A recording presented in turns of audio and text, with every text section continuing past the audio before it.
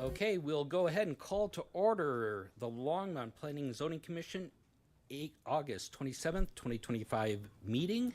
First order of business is roll call. Vice Chair Poland. Here. Commissioner Lang. Here. Commissioner Boone. Here. Commissioner Jordan. Here. Commissioner Saunders. Here. Commissioner Earl. Here. Commissioner Wang. Here. Chair, you have a quorum. Thank you very much. Next item is the land acknowledgement statement. We acknowledge that Longmont sits on the traditional territory of the Cheyenne, Arapaho, Ute, and other indigenous peoples. We honor the history and the living and spiritual connection that the first people had with this land. It is our commitment to face the injustices that happened when the land was taken, and to educate our communities, ourselves, and our children to ensure that these injustices do not happen again, as adopted by the Longmont City Council, July 13th, 2021.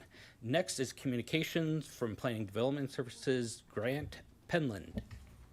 Nothing this evening, Chair, members of the Commission, other than say thanks all for being here and a happy last week of August. Yay! Next is public invited to be heard. This is a chance for the public where they have 5 minutes to speak on topics that are not before the Commission tonight or that will be coming before us as quasi-judicial matters. There's nobody who signed up, but I still invite anybody who would like to speak to come forward. Seeing nobody come forward, I'll go ahead and close out public invited to be heard. Next is approval of the minutes. Do we have any motions, questions, changes that need to be noted? Do we have any motions? Motion to approve. Oh, gone. Motion to approve the meeting. Commissioner Boone motions to approve. Do we have a second? I will go ahead and I will second. Jane, let's have a vote. Commissioner Lang. Aye. Commissioner Boone. Aye. Commissioner Jordan. Aye. Vice Chair Poland. Yes. Commissioner Saunders. Yes. Commissioner Earl. Abstain. Commissioner Wang. Chair, that passes 6 approvals, 1 abstention. Thank you very much. Next is public hearing items. The following are public hearing items. This one is the Erwin Thomas Envision Land Use Amendment, rezonings, concept plan amendment, gravel mining PUD amendments number 3 and 4, and level of service consideration at Ken Pratt Boulevard, South Martin Street, and Ken Pratt Boulevard, Harvest Moon Drive. Christine Coate, Senior Planner, presenting.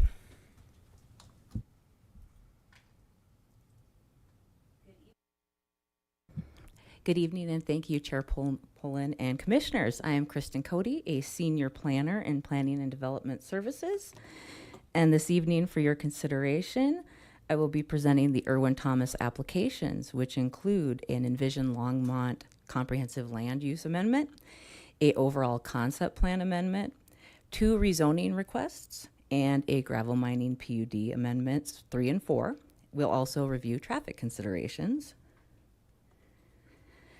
The property lies east of Harvest Moon Drive, south of Ken Pratt Boulevard, and west of 119th Street. It was annexed in 2017 as the Erwin Thomas No. 1 annexation.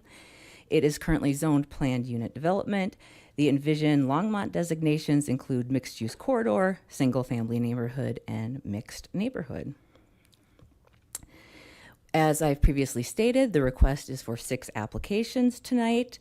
The Envision Longmont Comprehensive Plan Amendment, which requests to adjust the land use designations in the Erwin Thomas area.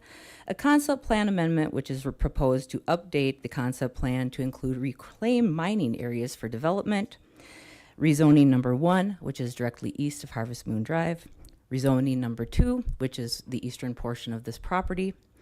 Gravel mining PUD amendment number 3, which requests to remove a portion of the land from the gravel mining PUD and put it into the concept plan.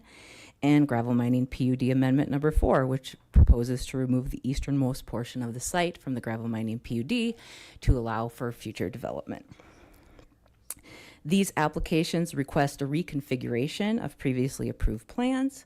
My next slides provide some information in reference to each application type. So this is imagery in reference to the Envision Longmont Comprehensive Land Use Plan Amendment. On your left-hand side, you'll see the current land use classifications. And on the right-hand side, you will see the proposed reconfigurations, which includes the mixed use, mixed neighborhood, and single-family classifications, similar to what is existing in different areas. This slide gives you a depiction of the concept plan. This is the current concept plan in place, with all of this area anticipated for single-family residential, mixed neighborhood in this area, and mixed-use corridor in the top. This is the proposed concept plan change. It's reconfiguring each of these areas to represent the property as it exists today. This is a visual depiction of rezoning number 1, which may be a little hard to read, so I will try to guide you through it. So this applies to reclaimed lands directly east of Harvest Moon Drive. This is Harvest Moon Drive. It requests to rezone 17.68 acres to MUC, which is mixed use corridor. That is at the top of your screen, outlined in purple, and asks to rezone 22.13 acres to RMN, which is residential mixed neighborhood, which this aligns with the land use designations proposed in the land use amendments, which were attachments 5 and 6 of my staff report. Next, we'll chat about rezoning number 2. This applies to the easternmost portion of the property. So this area here is North 119th Street, which is the easternmost boundary of the property. It proposes to rezone 85 acres to RSF, which is residential single family. That is outlined in the red. And the remainder to be rezoned to residential mixed neighborhood, and that is 15.99 acres, also consistent with the land use designation request under consideration this evening.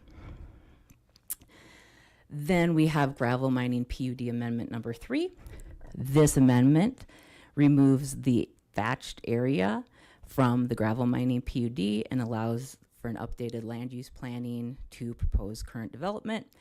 And this is removed as the land is mined out and reclaimed.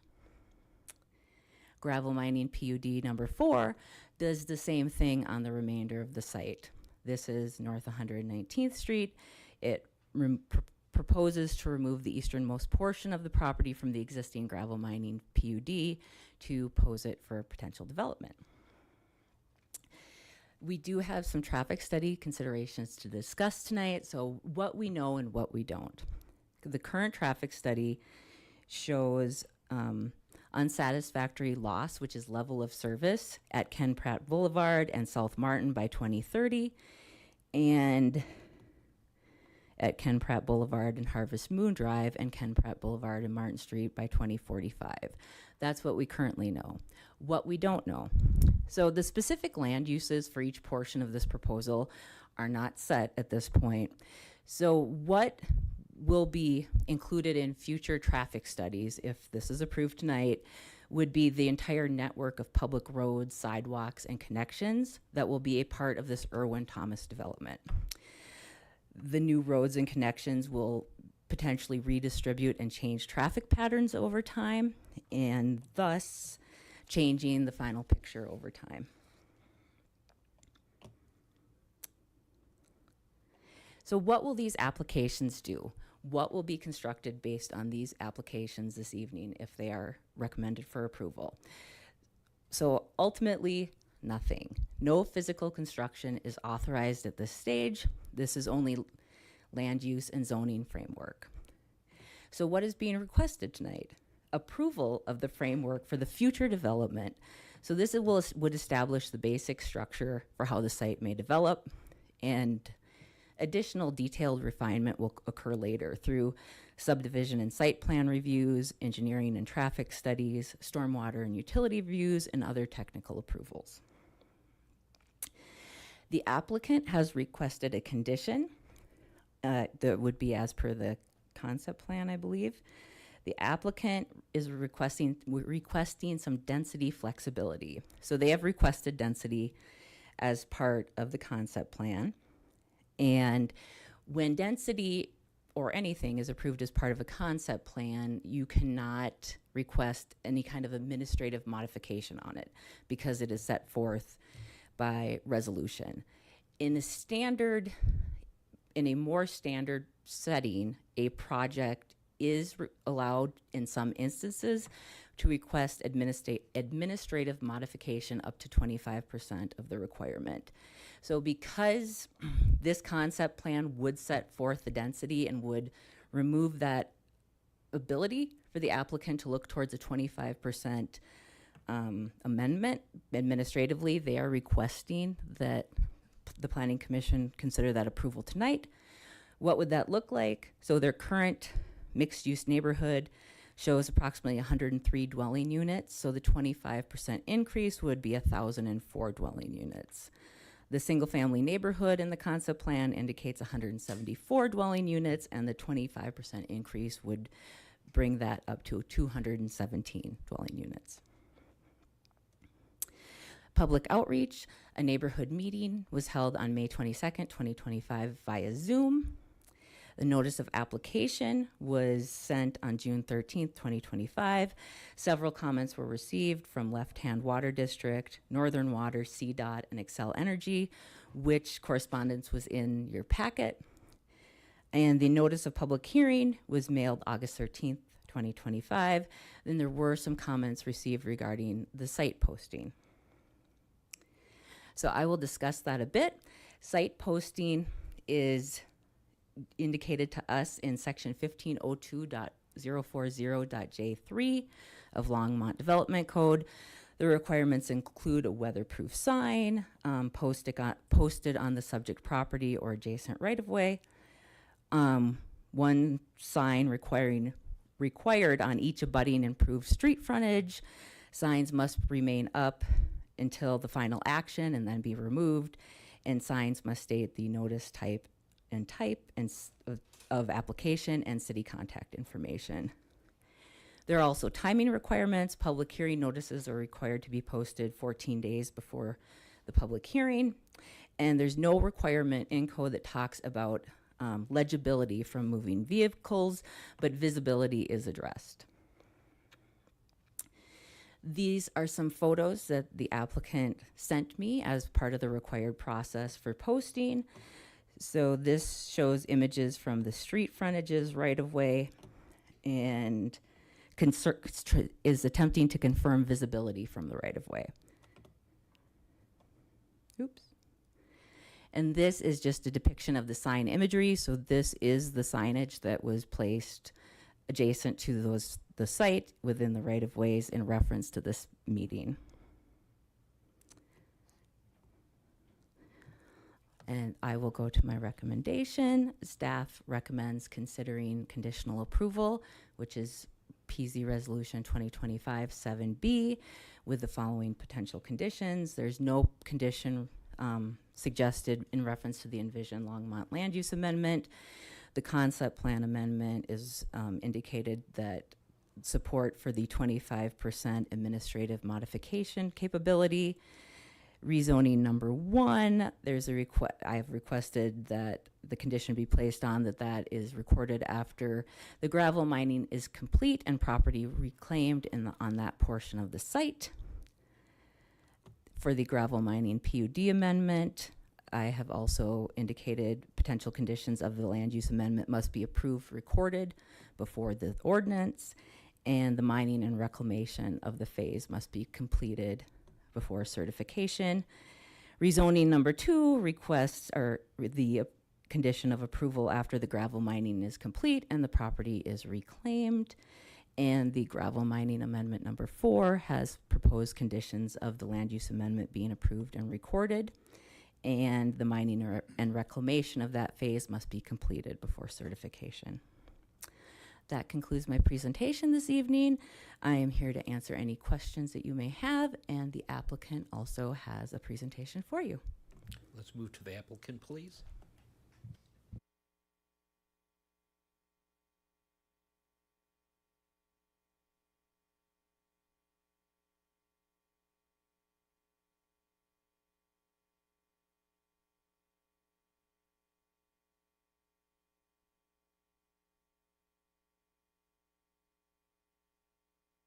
Commissioners Barb Brunk, Resource Conservation Partners, P.O. Box 1522, Longmont, Colorado, 80503. I'm here on behalf of Diamond G Concrete Company to present our applications for your consideration. Also with me this evening is Drew Golden with Diamond G Concrete Company, Brian Williamson and James Bruntz with TST Inc. Consulting Engineers, and Stephen Simon with SM Rocha LLC. I'm not going to go through the list that Kristen just went through about our applications, but we're here to ask for approval of those applications. This is generally where we are in the world. Again, Highway 119, the whole Irwin-Thomas annexation number 1 is outlined in yellow. You can see north 119th Street, Quail Road, and over to Main Street. Again, these applications configure the site for future development, phased development, to provide mixed-use development on this property, so it allows for expansion of the city's tax base, jobs, and a mix of housing types in this portion of Longmont. This is a little better aerial of what's going on out there. So the area in yellow is the area of proposed change, and you can see the gravel mining underneath it. So you can see that there are 2 ponds out there that are lined. There's already a slurry wall around them. The piece of the property next to Harvest Moon Drive is gradually being backfilled, and they're now starting to mine on the cells that are just north of those screening berms between the ponds and against North 119th Street. And then the other thing in the neighborhood is Costco, and all those things are happening there. House Pad, which is under construction, and Echelon at Harvest Moon, which is also under construction. So lots of activity happening on the west side of Harvest Moon. No changes to what's going on there. This application only concentrates on the area on the east side of Harvest Moon, south of 119, west of 119th Street, and north of those rural residential neighborhood along Quail Road. Existing land use on the property: regional commercial, mixed neighborhood, single-family neighborhood, and mixed-use corridor. And again, these applications are to reconfigure those existing land uses, not change them. This is a before and after, and Kristen showed you this. So this on the left side is the existing. On the right side, you can see the changes. That area that's grayed out is not changing, and some of you may remember that that was part of the Costco application process, and that has an approved preliminary plat. So we're not doing anything to those pieces of property that were included in the preliminary plat for Irwin-Thomas. Again, this piece is reconfigured to make it kind of match up with the transportation system across the street. We've made the proposed mixed neighborhood larger and deeper so that it could potentially accommodate an expansion of the house pad model across Harvest Moon Drive. And then there's still single family to make that transition from the developed ground, the more developed ground, to the open space on the side of east side of North 119th Street and that residential neighborhood to the south. And again, the land use table in the land use amendment has the full range as set forth in the growth framework for the comprehensive plan. It's not the development number that's on the concept plan, but it's the allowed density under the land uses. Again, this is the mix. Regional center won't change, 26 acres. Mixed use corridor, 17 acres. We looked at that. Mixed neighborhood, 74 acres. And again, part of that is the piece of mixed neighborhood in the neighborhood on the east side of Harvest Moon is under development. So that's not changing as part of these applications, just the piece on the west side. But the total area will be 74 acres once this is finished. And then the proposed single family, which will be 84 acres. These are the concept plans before and after.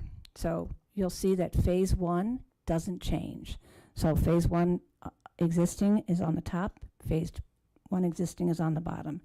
Phase 2 will change to include additional development south of Highway 119 and mining on the remainder of the property. Phase 3 will include full development of the area south of the highway and continued mining on the north side of the highway. Phase 4 will be full development on the south side of the road and reclamation on the north side of the road. And phase 5 will be full development on the south side of the road and Parks Greenway and open space on the north side of the road. So again, the north side of the highway is not changing, but this is a consent plan amendment, and it was for the entire annexation number 1. So all of the parcels are shown. This is a conversation about the density. So the density on the concept plan represents our best guess of how the property will develop based on today. Everyone knows that that's a moving target. We're going to be developing this in phases as the property is mined and reclaimed. And as Kristen said, normally there'd be an opportunity to ask for administrative modification, but a concept plan is very specific and sets the maximum density allowed. And so it's our request to add some flexibility to allow staff to approve additional density. Anything we do will have to meet the standards in place at the time the property is developed.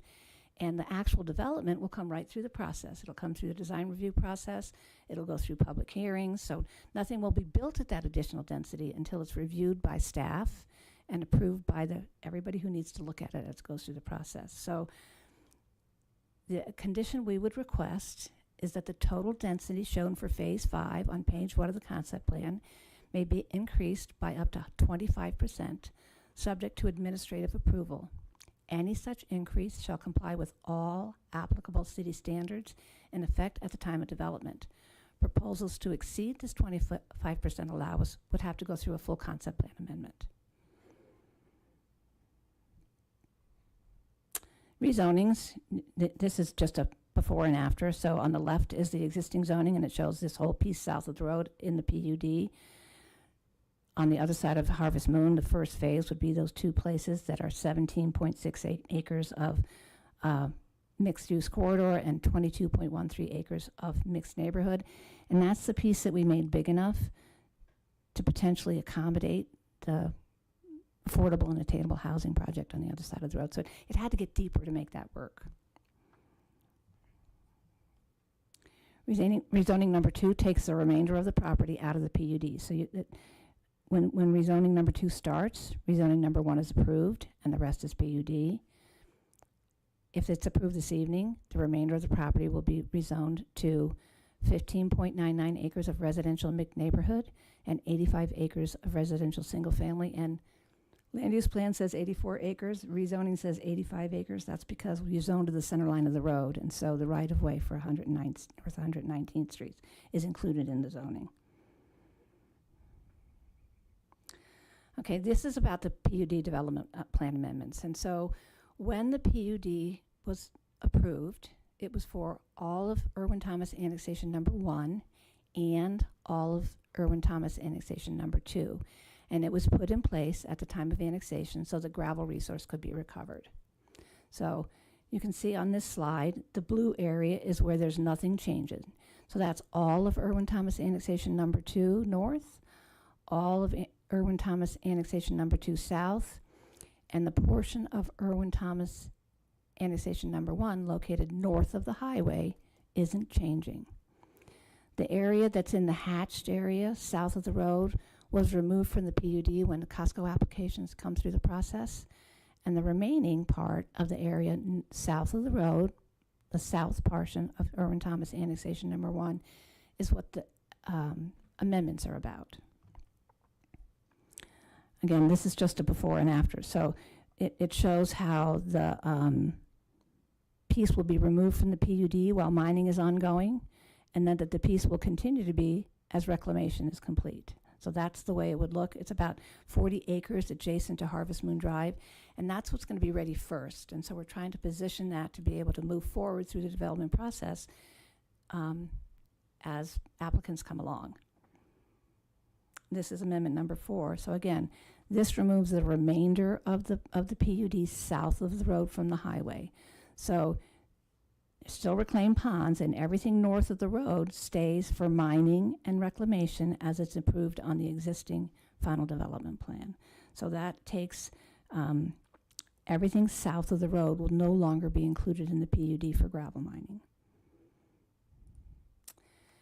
We believe the applications as presented meet the purpose and intent of the city's stated goals for providing more revenue, jobs, and housing opportunities in Longmont, and the specific review criteria as set forth in the Longmont Municipal Code, including Section 1502055, review criteria for all application types, Section 1502060, review standards and procedures for specific major development applications, including 1502060B3, comprehensive plan amendments, and 1502060F5, rezoning and concept plan amendments. Specific details of how we meet the criteria are included in the letter to Planning Commission dated April 12th, 2025, and we step through each review criterion here to answer questions about that if you have any. We respectfully ask that you approve Irwin Thomas Final Development Plan Amendment Number 3 and Irwin Thomas Final Development Plan Amendment Number 4 and forward to City Council with a recommendation for approval Irwin Thomas 2025 Envision Longmont Land Use Amendment, Irwin Thomas Annexation Number 1 Concept Plan Amendment Number 3, Irwin Thomas 2025 Rezoning Number 1, and Irwin Thomas 2025 Rezoning Number 2, all subject to the conditions as set forth in PZR 2025-7P, with an additional condition for the concept plan as follows. The total density shown for Phase 5 on page 1 of the concept plan, which is attachment 7 in the staff report, may be increased by up to 25% subject to administrative approval. Any such increase shall comply with all applicable city standards in effect at the time of development. Proposals to exceed this 25% allowance shall require a formal amendment to the FDP. We want to thank staff and commission for your time and attention, and really want to commend staff for all of the hard work they put into getting us through the review process and here in front of you this evening. Our team is here to answer your questions. Thank you very much. As this is a public hearing item, we will go ahead and open this up for public invited to be heard from for the public on this issue. We'll begin with the people on the list. We do have one person who signed up. Is this Laurence Bashir?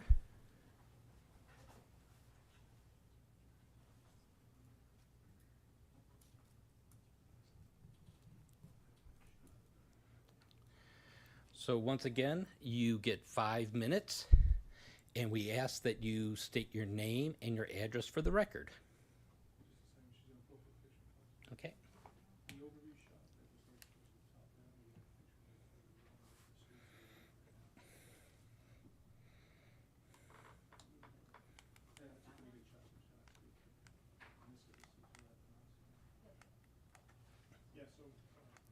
Sorry, my name is Lawrence Bashir. I live at 2 Western Sky Circle.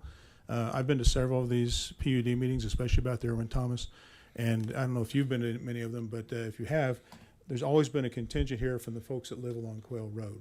I think you'll notice today that I don't believe any of those folks are here, and that's because I don't believe they saw any of the signage that was announcing this meeting. My complaint is basically about the signage, that it wasn't put in a place where it could be seen. If you can see from the cursor on the screen that I've got here, right in this area, just north of the Harvest Moon Bountiful intersection there, it's a roundabout.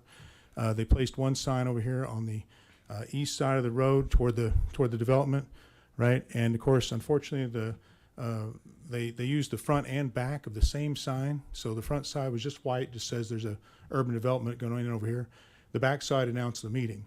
Now, if you're driving along on the correct side of the road, you're going to be looking at the front side of that sign. Why they didn't choose to use 2 signs, I don't know. I mean, obviously, a sign bracket could have been placed anywhere along there to expose that sign, but instead they chose to screw it to the back of the white sign, and it's not visible. And then, of course, the construction guys placed a road closed sign just to the north of that, so that if you're driving out of Costco, coming south on Harvest Moon there, you wouldn't be able to see the back side of the sign until you're right about out the roundabout itself.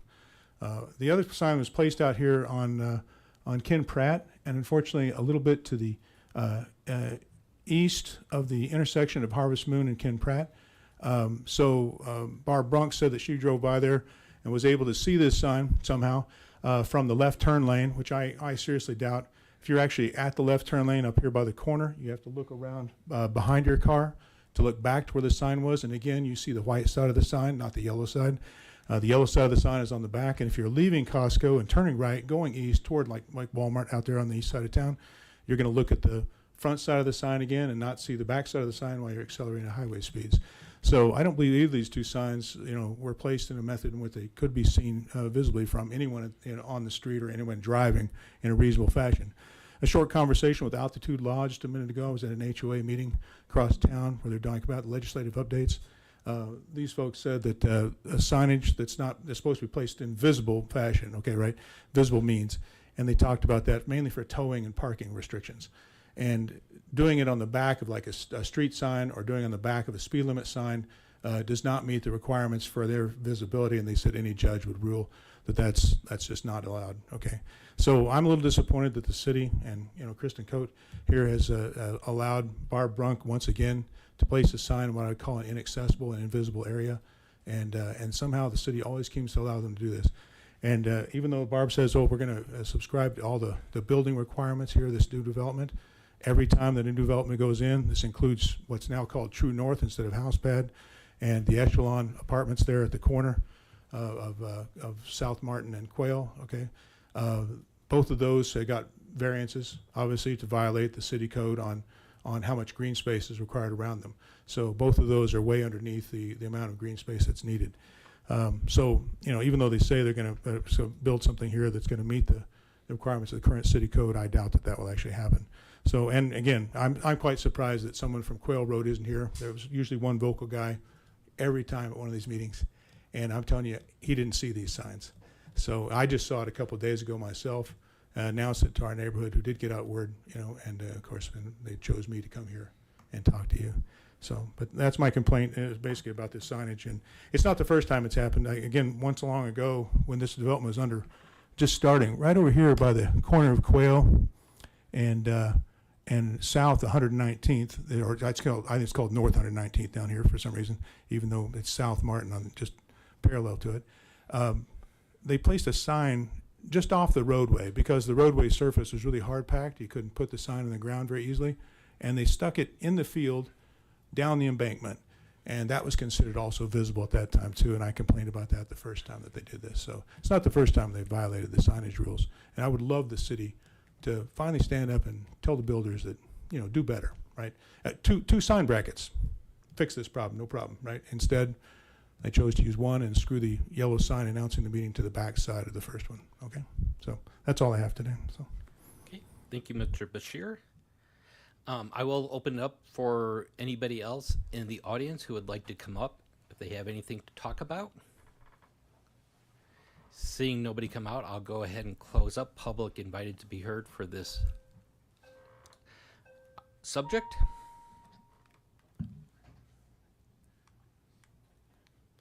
And we'll turn it back to the commission for questions and stuff. But first we have to bring up the fact and rule on whether or not this has been properly,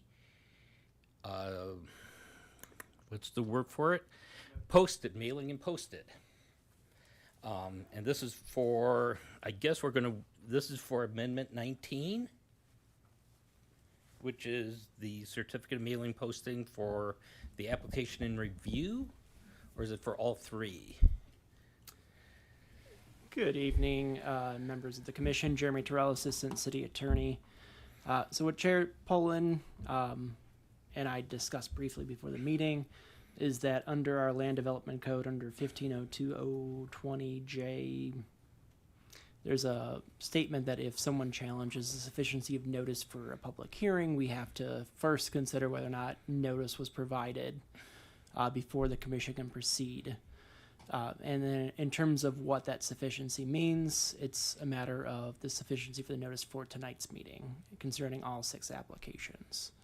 So there's standards involved with in terms of notice, in terms of mailing to the applicant or mailing to neighboring property owners and registered neighborhood groups, along with actually physically posting signs.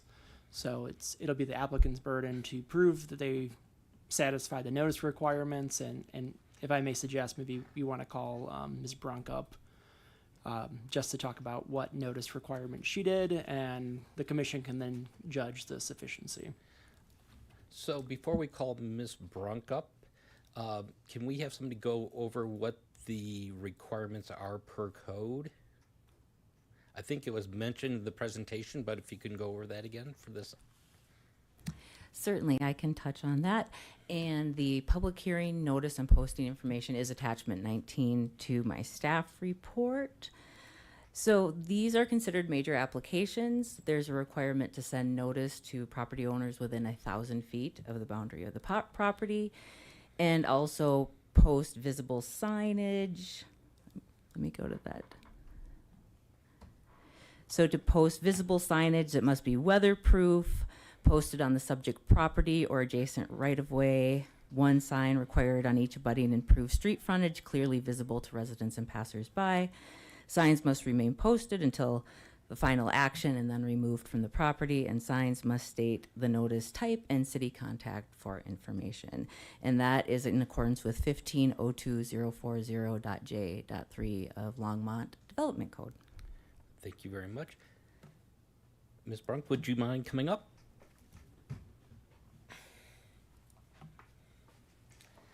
Vice Chair Poland, how can I help you? We need your proof that you have met the requirements for the posting. There is a sign posting affidavit included in your packets that shows that I physically posted the signs, the date that they were posted, and what was included on the signs as required by code. Okay. And there is a notice affidavit in the packets that shows who I noticed and the exact notice that went out. And in the neighborhood meeting notice, there's a map of the 1,000-foot notice. So when we started this process, staff determined that it was 1,000 feet of the area that was changing. And so I would say all those guys on Quail Road, they got a mailed notice to this hearing. Somebody usually calls me, but I haven't heard from anybody, so that's unusual. But they were mailed and sent to those landowners. I spoke with Mr. Bashir about his concerns. I went out again and took the photographs of those signs. They are visible from the highway. The deal is there's two applications under review out there. A conveyance plat, which is an administrative process, and that's the white sign, and this public hearing process. So the signs are posted in visible locations. You can see them from the other side of the street as you're heading the side that faces the highway. As you're heading toward Longmont, you can see that sign. Again, I went out again yesterday morning when the sun was rising, when there was not a lot of traffic on the road, to make sure that they were still visible. The sign at the roundabout at Harvest Moon is visible as you enter the roundabout on Harvest Moon. The sign on North 119th Street was vandalized, and so I went out after Mr. Bashir asked about the signs and fixed it and took another photograph. And God bless them, the construction crew on Quail Road pulled the Quail Road sign down when they were building the road. And so I went out and raised a fuss, and the sign was reposted while I was standing there. So there is a sign on Quail, there is a sign on North 119th Street, there is a sign on 119, and there is a sign on Harvest Moon Drive, all clearly visible. And to confirm then, on all these signs on the front is the announcement for the, you said the administrative meet, and this on the back is the announcement for this meeting? Front and back are subject to interpretation. What I will tell you is one of the signs, side of the sign, says conveyance plat under review, and the other side of the sign is notice of the public hearing. Both sides of the sign are visible from different positions in the public right-of-way as required by code. Okay, thank you. Does any, do you have anything else at this time? Can you please stay up, because there may be questions from the commission? Happy to be here. Okay, very good. Does anybody from the commission have any questions for Ms. Brunk?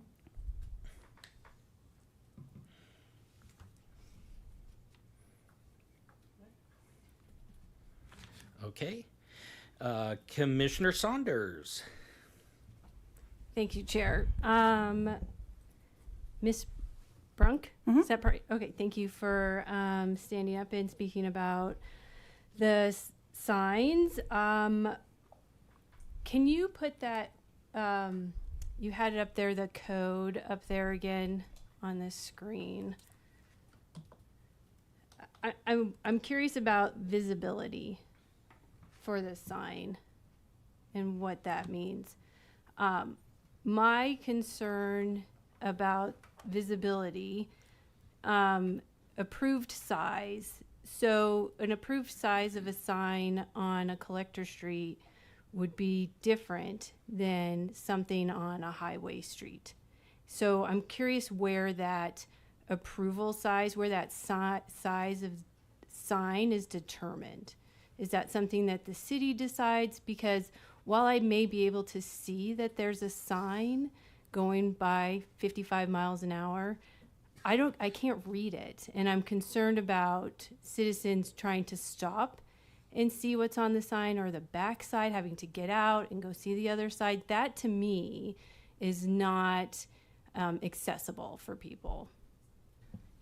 And I can address that question for you, Commissioner Saunders. Our sign requirements, we do have internal templates which we send out to the applicant. I believe the requirement is 24 by 36. There is no different signage requirements based on right-of-way, as the requirement is that they are visible, meaning that you can see that there is a sign present but not legible, because at even 35 miles an hour, you're going to have a billboard if you want that to be a legible sign. So the hope is, or the intent is, that individuals will obviously safely park and look at the signage if they have an interest. And then, as the sign states, if they have questions, contact me at the city, because my email address and our phone number is on those signage. So that would be where the signage size requirements come from, internal, non-codified requirements. Thank you for that. That's interesting that there's only one size fits all requirement for this. So I feel like that is limiting. I mean, it's a huge project and it's on a pretty busy thoroughfare. And I agree with Mr. Bashir that for a project this size and the changes that are happening, I would have expected more people here and more comments about this. It says it's supposed to be clearly visible to residents and passersby. I don't believe that it is clearly visible to residents and passersby. I find that to be really challenging, especially if either side of the sign has different information on it. I feel that is also not in the vein of, sharing this information with the citizens of Longmont. Yeah, it's a yellow sign, but if you don't know what these yellow signs are, you're just going to drive right by it. It's not even going to register. I mean, this is a huge project, and I've seen other signs in the city that they are larger. They're larger billboard type signs. And so it's unfortunate that this leans more towards, well, I put the sign in. It doesn't matter if anybody can read it. I've done my supposed due diligence, which I disagree with, because I don't see this being visible by passersby. Mr. Chairman, could I show some photographs? Please do. So in addition to the photographs that were submitted as part of the sign posting affidavit, again, once Mr. Bashir raised that concern, I went back out early in the morning on Tuesday morning, maybe, and took photographs. This is on Highway 119. I am slowing down to get into the turn lane onto Harvest Moon. You can see the yellow sign right here. I get a little closer.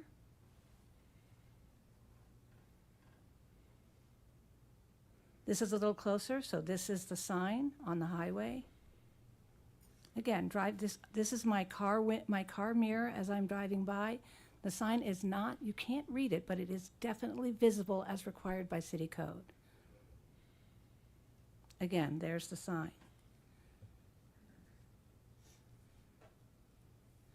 On the roundabout on Harvest Moon Drive, again, I am approaching the roundabout. The sign is facing me. As I get a little closer, the sign is still there. I get a little closer, the sign is still there. These signs are posted and clearly visible as required by code. And pictures are deceiving. Your eye can read that sign from where I am in my car. This is a closer picture of that sign. So this is just as I'm entering the roundabout. This is where the sign was relocated on Quail Road because of the construction. So this is the lane traveling east out of town on Quail Road. This is the relocated sign. Again, this is just a little closer. So it's there. As you're driving by in this lane, you can see the sign. And this is a sign that was vandalized on 119th Street. This is, again, clearly visible from the road as required by code. Thought that might help with the discussion. Thank you. Commissioner Jordan. Thank you, Chair. I have a question for you, Kristen. Sorry. As far as the requirements for posted notice, does this refer to the white sign, the yellow sign, or both? The posted notice requirements are similar for both application types. The posted notice for the conveyance plats, which are administrative approvals, would be visible and meet those requirements too in my consideration. Okay, so both need to be visible. Correct. Are there requirements that speak to the orientation of the sign to the road? Because this is the way I'm looking at it is depends on the direction you're driving of what you can see. So if I'm driving in one direction, I only see one sign. Correct. Yeah, you would visibly see the signage, although being legible would be questionable from the driving lane. I mean, that's fair. But We talked about the size thing. So, I think legibility is one thing, but that's why I'm asking about orientation. Because if both signs need to be visible, I would think both should face the street. Sure, there is not any requirement that I am familiar with that states the required orientation of that signage to the right-of-way. Okay. Thank you.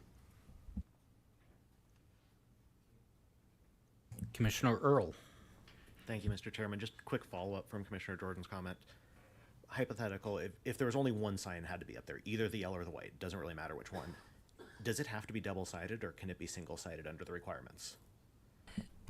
Code doesn't state that it has to be double-sided in reference to the public notice requirements, so I would say no. Okay.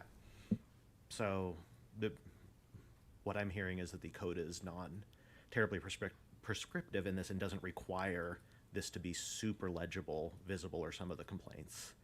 I'm looking at attachment 18, which if I'm reading this right, suggests that there was a letter mailed out to everyone within that 1,000 feet as well. That was mailed on August 12th. I assume the requirement is something like 2 weeks, if that's what we're doing. 14 days. 14 days. Okay. No, thank you. That meets the questions I have. Commissioner Saunders. Thank you, Chair Pullen. I just wanted to clarify how many signs were put on Highway 119? The one? So one sign on the highway and then one near the roundabout, that only if you're exiting Costco. One on Quail. How many on 119 Street? One on each street. That's a code requirement. So follow up on the one on Highway 119, how would someone find out what's on that sign?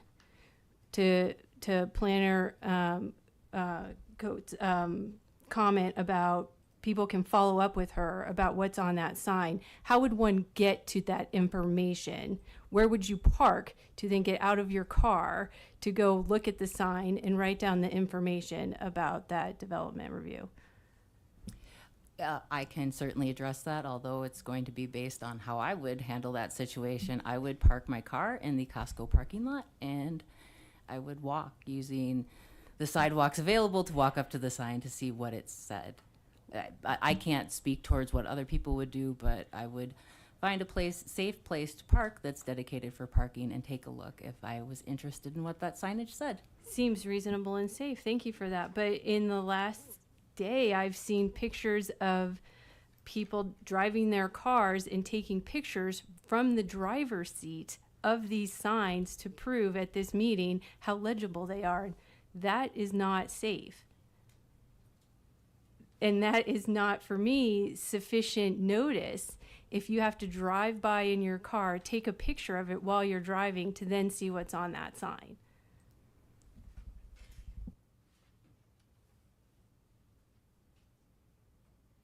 Commissioner Wang. Thank you.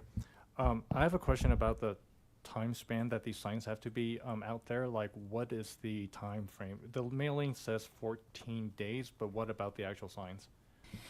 Code does state that they must be removed when the action is complete. So the sign for this evening, if this process becomes complete, would be removed tomorrow. But how far ahead do they have to be posted? 14 days. 14 days Yes. also? Mhm. Okay, so with the regards on the sign on the quail, if they posted 14 days ago and it got damaged on day 2 of that 14 days, then that's not sitting out there for the whole entire 14 days.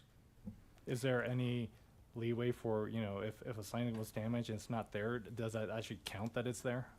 Nothing in code would indicate that it would not count that it was there, as it was posted appropriately in accordance with the requirements. So there's no guarantee that it has to be out there for the whole entire 14 days. If somebody just comes and yanks it away on the second day and it's missing for the whole entire time, then that counts.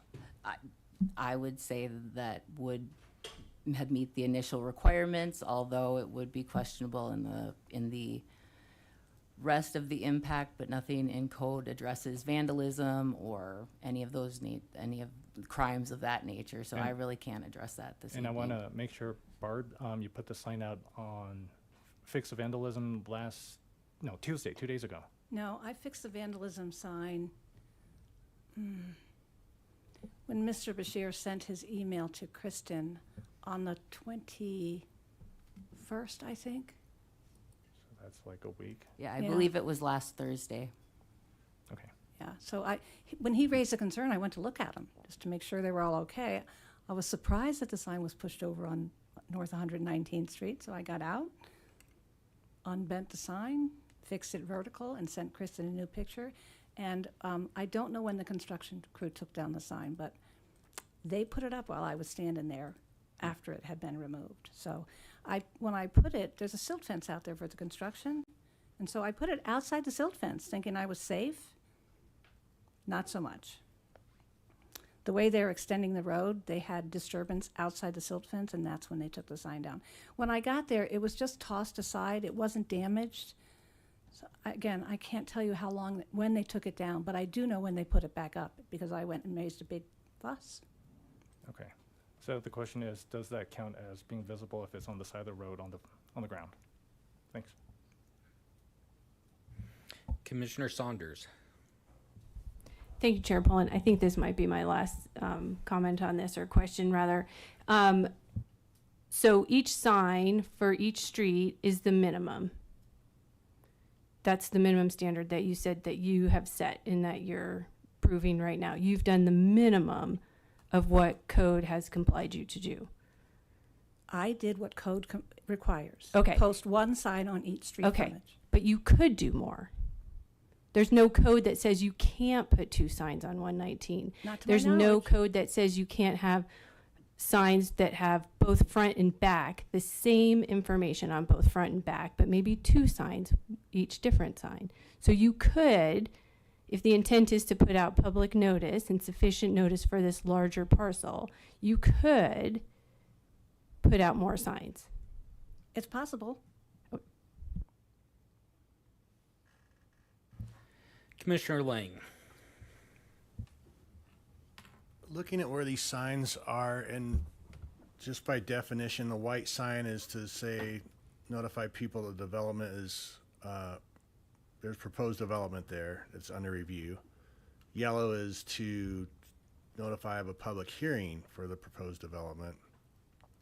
And so if you look at the sign on let's say 119, as you're turning out of Costco there, I think you'd be looking at the white side of that thing that's slapped together. And so, unfortunately, all that tells the person is we're looking at this, but the one that's really the call to action is the yellow sign because it has a date and a time on it. That, unfortunately, is not what you'd be seeing at the intersection, and you'd only see it if you're going westbound and it's across a busy street. And kind of to Amy's point, I mean, I wouldn't park and walk over there. I mean, I don't know, that seems a little dicey.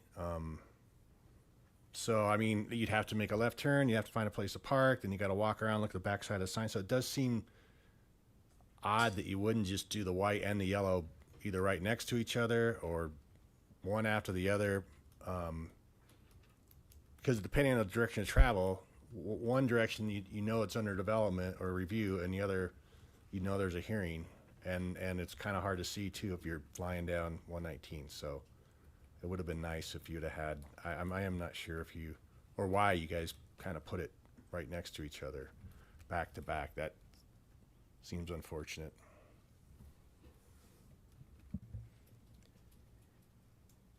Kristen, can you bring back up the requirements again one more time?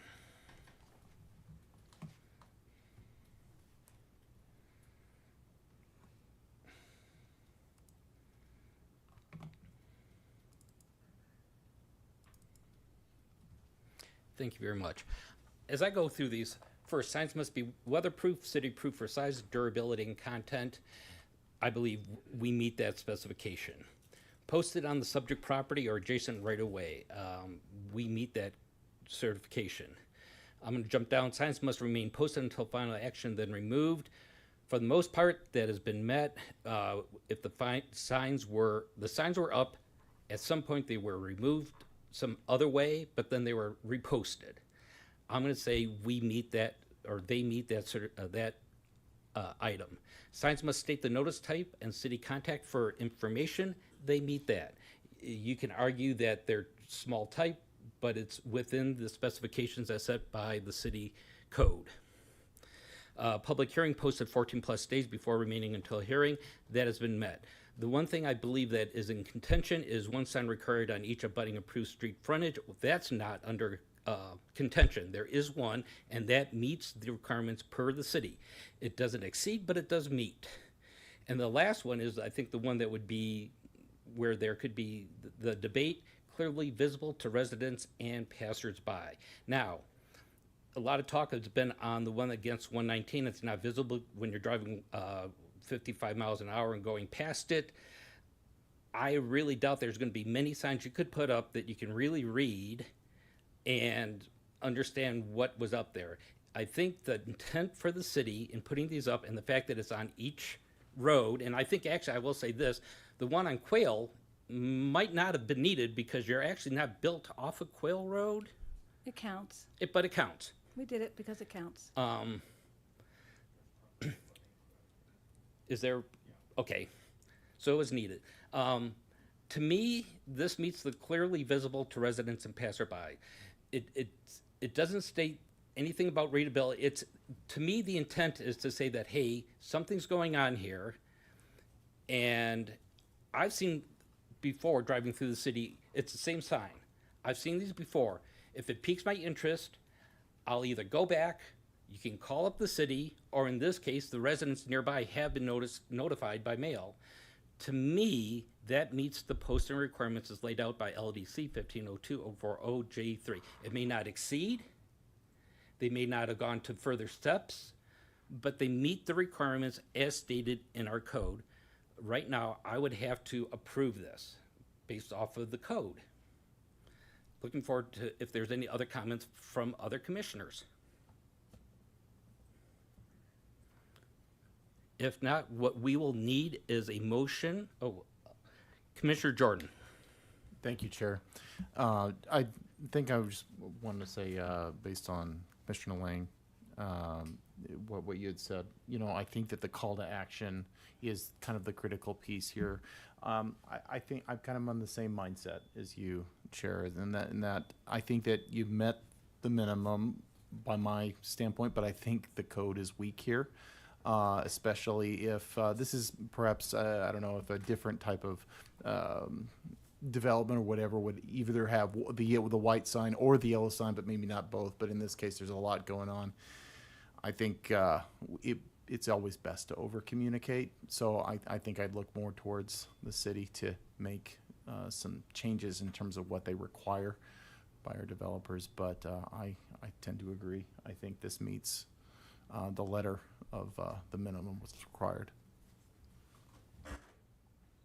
Thank you. Do we have anything else, or would somebody like to make a motion to either say that it meets the requirements or that it does not meet the requirements? Commissioner Earl.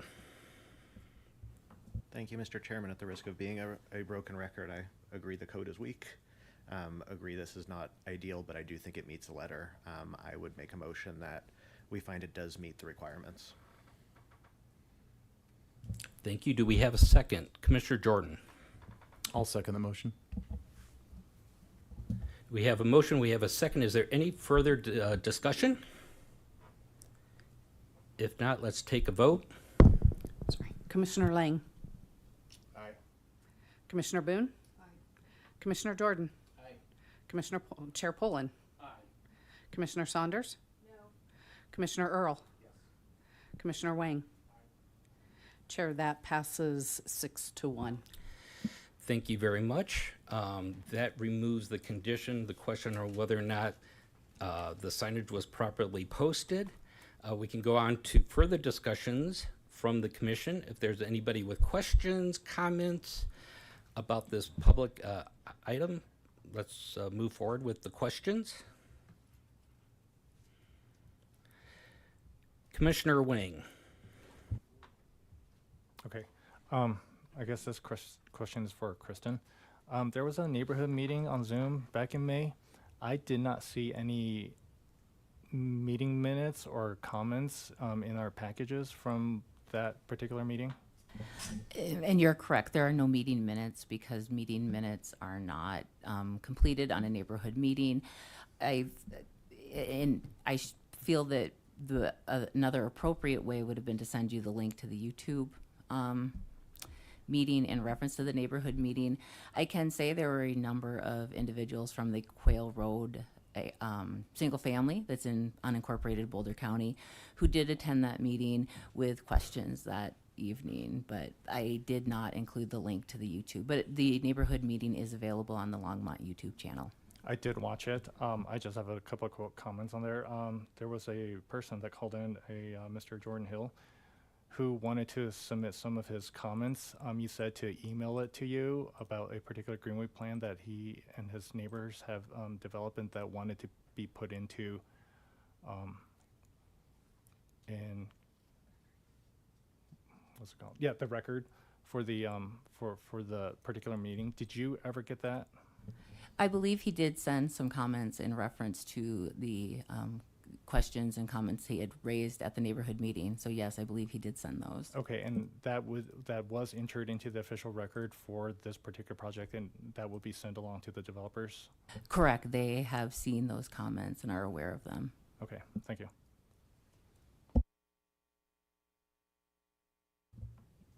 Do we have any other comments?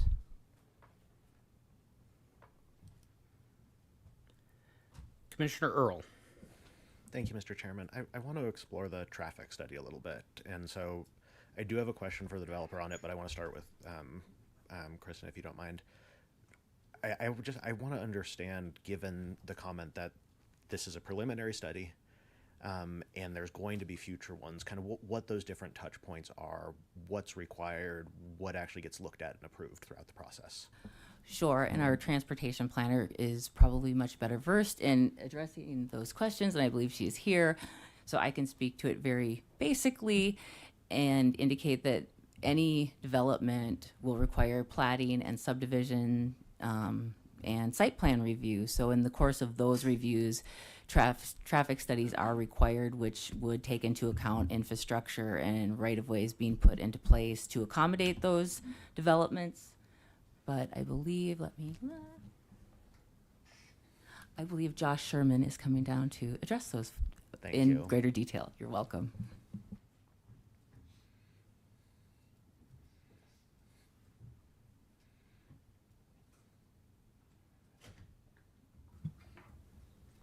Good evening, Commissioners. Josh Sherman, Civil Engineer with Public Works. So the question was, what would you expect in a future study versus what we've received to date? Basically, yes, because the study today is not, I mean, it is based on the concept plan. It's not based on the specific densities, and we know there's the request for the 25%.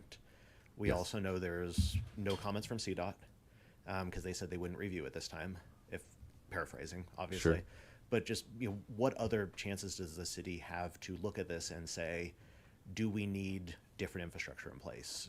Do other changes to the, I guess, existing infrastructure need to take place in order to accommodate this demand? And do we have the ability to hold the developer to that should that arise in the future?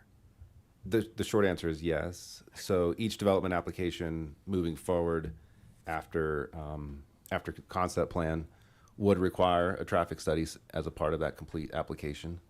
That study is going to take a further look at what is the exact development that's being proposed that's in line with the concept plan. As they mentioned, it may not, this development may not occur all at once. So it may focus only on an aspect of the development at that time. Okay, no, that's helpful. And I also want to make sure I'm just understanding this correct. And this may be an applicant question, so feel free to defer if you want to. But it sure looks like the level of services falling below, down to DEF happens regardless of this project, just in the assumed background demand. Is that more or less fair, at least? Yes, I've read the traffic study and would agree, right? They evaluate several conditions, the existing condition, the future conditions without the project, the future conditions with the project. Right, the long and the short of it is the background traffic on 119 is heavy. And that at certain intersections without the project, specifically at 119th Street and 119, right, trying to make that movement onto 119 or across 119 from 119th Street is very challenging at peak hours. Yep. And I guess, so one last question for you, and I appreciate you being willing to entertain this a little bit. Sure. What control does the city have over the CDOT right-of-way on Highway 119, not 119th Street? But Yep. so if you need to make improvements to Ken Pratt 109, State Highway 119, what does the city control? What does CDOT control? The answer is we're co-permitting authorities. So the city of Longmont has permitting authority. So for an access permit or for a right-of-way, working right-of-way permit on State Highway 119 through the city, based on an agreement that we have with CDOT. It's very common that we're going to coordinate with them on that permit, just like you saw here, where they would be a referral agency. We would ask them for a review on those plans or on that study for concurrence. But the way I think about it is we're co-permitting authority. This CDOT can also come in and do a project on their own, which you may have seen on North Main Street, where they may come in and put a center median based on their own needs or what their funding allows. Okay. But Okay, thank you. That's helpful. sure. And one question for the applicant then Okay. on this. I am looking specifically in the traffic study. Sorry, this is page 24, table 5, and I'm not asking you to quote numbers. I'm going to ask the traffic engineer to course. answer that question because I know just enough to be dangerous. Nope, absolutely. I'll get out of the way. Good evening. My name is Stephen Simon. I'm traffic consultant on this project with SM Rocha. Question was page 24. 24, table 5. It's the trip generation summary. Okay. And I'm not going specific numbers with you. Just a moment. Yeah. Okay. Okay. So what specific information are you looking for? So the question I have, the way I read the broader application is we're largely densifying. The mixed neighborhood gets larger, the single family neighborhood gets smaller, and yet the entire trips generated actually goes down. And I don't understand why Sure. trips generated goes down when density goes up. Sure. So to give a little bit of clarification on that, and we mention it as part of the text of the document, I believe. I'd have to go looking for it. But the purpose of this trip generation summary is to provide commission an idea of how the current changes relate to what is already in place. And same with the current plan, where it's a best guess with or what's being proposed as a best guess. With the current plan that's in place, with the current zoning, it's also a best guess. So with that said, what we're trying to do is we're giving an assumption as far as here's what the current densities allow based on acreage, and we just do a quick calculation and say if it's based on this number of units per the acres, and we assume all the acreage is built out, here's what the density is. So that's where those numbers come from, and it's just to kind of give that initial comparison. But I would say take it with that understanding that these are best guesses based on what we know is currently zoned for and could be built, and versus what is being proposed as well.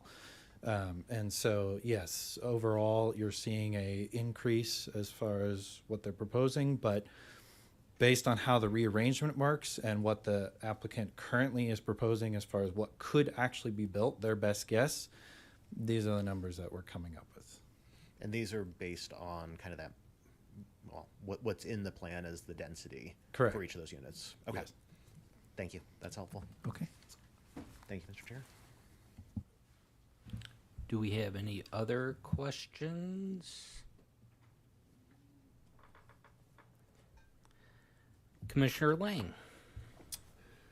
In that same traffic study on page 21, it talks about the assumptions for year 2045, saying the level of service would be a level E on South Martin and Ken Pratt Boulevard by that time.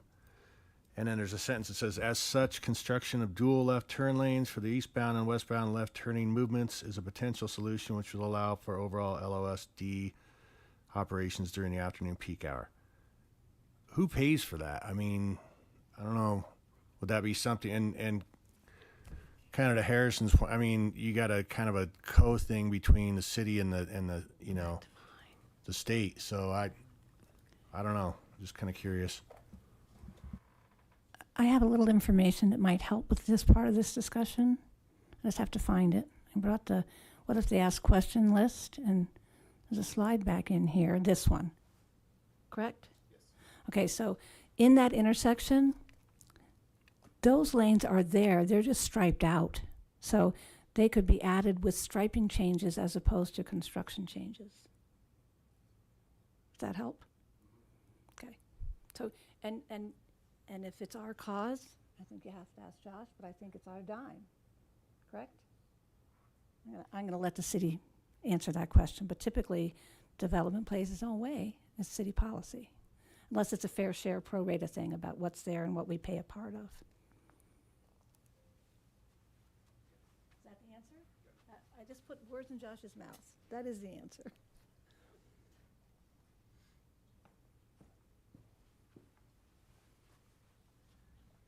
Good evening again. So just to reiterate, and I'll even pull it back to the annexation agreement, which with the original concept plan, right, is a part of the annexation.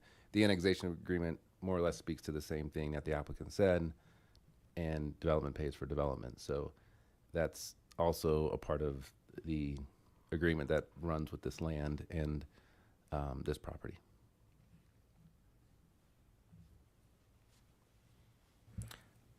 Okay, Commissioner Wang. Thank you. Speaking of development pays for its own way, how stable would be reclaimed land on the gravel mines if subsidence or settling happens in 20 or 30 years and it damages buried infrastructure? Who's going to be responsible for fixing that?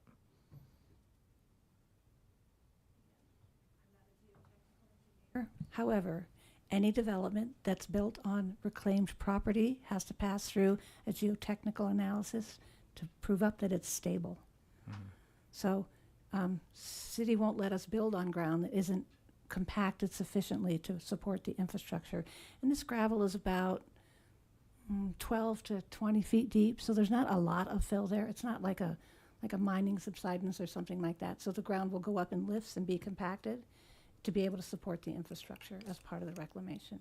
I mean, if you'll remember on Costco, they didn't like the compaction even of the native ground, so they over excavated it and put it back and recompacted it. So that's part of the geotechnical analysis as we get further along in the development process. Okay, thank you. Commissioner Jordan. Thank you, Chair. Kristen, this is for you. It was about the 25% density piece.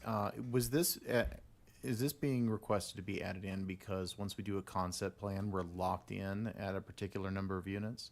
That is correct, Commissioner Jordan. Once a concept plan is approved, that is the maximum density that can be considered on that property, unless the applicant or the property owner would come back before you to request a concept plan amendment. So that is an option, which requires obviously staff review and a public hearing. So why would we not just say increase the number of units rather than have this potential for 25%? That would probably be better addressed by the applicant's consultant, as that is where the request comes from, but it was basically put forth to staff as just to allow for that flexibility of a standard site development application. Yeah, I'd like to ask the applicant, why not just say, hey, we want to put this number in instead of, hey, this number, but 25%? This goes back to the traffic study. Staff asked us to match up the concept plan with the traffic study as presented. So the numbers match up. And so those numbers that they did the analysis on are the best estimate of the numbers that are reflected on the plan. So when we talked with staff about it, our request was that could it be considered at some future traffic study that was additional density, how would we handle that? And the way that would be handled would be through some kind of a review process. We're just trying not to come back and do another concept plan amendment. You'll remember over on the west side of town, they wanted 2 more units, and they had to come back through the whole process to amend the concept plan. So we're just trying to build a little flexibility in while still honoring the traffic study as it was presented. Okay. So, and again, that's why it says it has to meet the standards going forward. So at the time any more density would be added, there'd be a new traffic study to reflect the improvements required at that time. And I don't know, this might be for you, Grant, but I mean, as far as typical variance for what staff can approve, in other kind of scenarios, I know we talked about square footage on an ADU recently. Is 25% in keeping with kind of what's under your purview, or is that higher than typical? Commissioner, through the chair, 25% is typical for things like administrative modifications. So I would say it's commensurate with other portions of the code that do have a quantifiable standard. There, of course, are other, I'll say, quantifiable standards that do deviate from that, but I would say it's not uncommon throughout the code. Thank you. Commissioner Wang. Sure. Another question. There's a mention in the concept plan of a 40-foot irrigation corridor and landscaping buffer along the southern boundary of the property. Once the concept plan is approved, is that 40 feet baked in, as in you can't change it anymore, or will that be adjusted later on? We assume it's required as part of the concept plan, and that would be the minimum as required moving forward. And that was in direct response to those people on Quail Road who wanted to make sure there was a pedestrian corridor along their back property line. Okay. So, yeah. So when it comes through the process, that's the baseline for that corridor. That is correct. Thanks. Kristen, when I look at, I think it's item number 6, which is the application includes an appropriate transportation plan, et cetera, it says at this stage only preliminary transportation information has been submitted. The materials reviewed so far show the development of the site is feasible. My question is, in regards with this commission, what's the process after this? Do we get another swing at this when we get a more detailed traffic study? How does this work to make sure that things are a little nebulous? Sure, that's a great question. So going forward, the property will be required to be platted. So preliminary plats are required to go before the Planning Commission for a decision, and you are the decision-making body on preliminary plat. So transportation study or traffic studies would be required as the parts of those applications, which would then be forwarded to you as an attachment on any staff reports.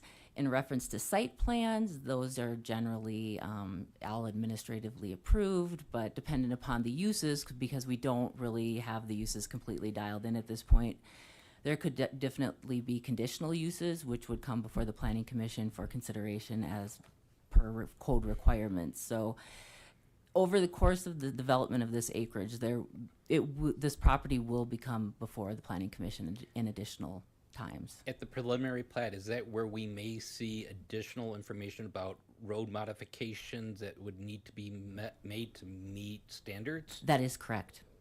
Okay, thank you. I do have another question. I don't know if this is for Ms. Brunk or Kristen. Where are we at in the single family and the mixed-use neighborhood densities compared to what max densities are? I believe RSF is 1 to 8 units per acre. Let me look at the RMN because I do not recall that off the top of my head.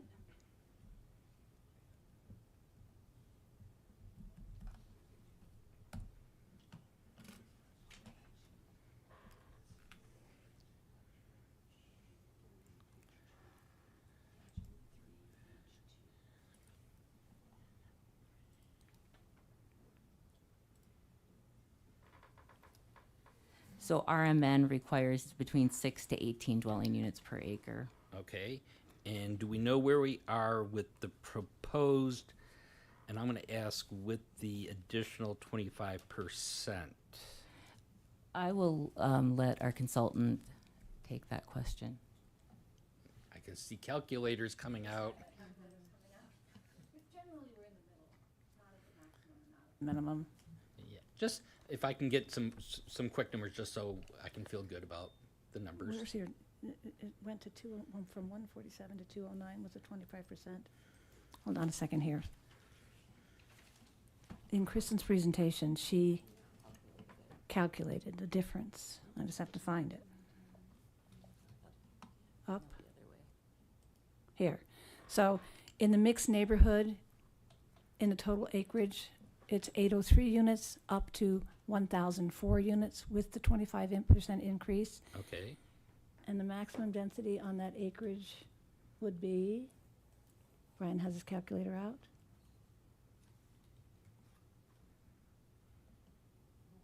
Something's not right. Because that, if it's 37 acres at 18 dwelling units, it's only 660. Well, it's on both sides of the road, probably. Oh, yeah, okay, so it's not. So it's the total mixed neighborhood on the property. I mean, you'll remember also that HousePad lowered the density, you know, because that was originally multifamily, and then when they came through the process, the number went down. Echelon got a affordable housing bonus, so theirs bumped a little bit. Those kind of things. 1332 Would be the maximum allowed. Maximum. So instead of 1,004, it would be 1,332 in the mixed neighborhood. Okay. And then in the single-family neighborhoods, 174 would be allowed by zoning. The 25% increase would be 217. A big portion of that single-family neighborhood includes the ponds and some floodway. So it won't, the whole neighborhood won't develop at that density.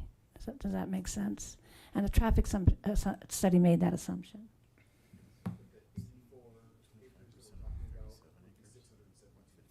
So the 84 acres would be 672 for the maximum.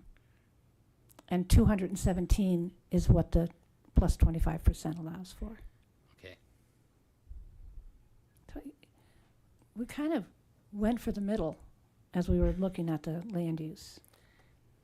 So if you go and add another 200 and change, your number of units is going to be about 800 in an 84 acreage parcel, which is above the 8 DUs per acre. It's only going to be 25 plus is 217 units on the 84-acre parcel. Right, but that's along with, is that with the 672 is the high? The high, that would be allowed, but we're only asking for, with the 25%, 217. Oh, okay. Okay, Is that the question? yes. So the high is the maximum DUs, but you're below the maximum DUs. Yes, we are below, Okay, significantly below the maximum to use Okay, in the single family. that's what I needed clarification on. Thank you.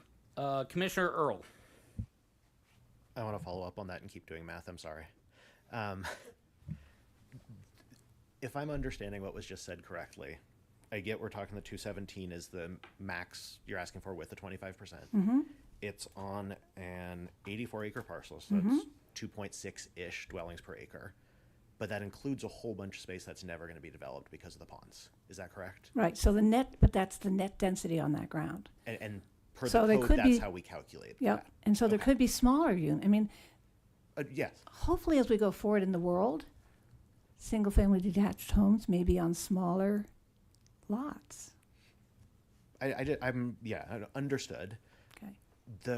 I guess the ponds were a little confusing to me in the packet because I see them on some of the maps and not some of them, and I'm guessing it's where it's required and where it's not.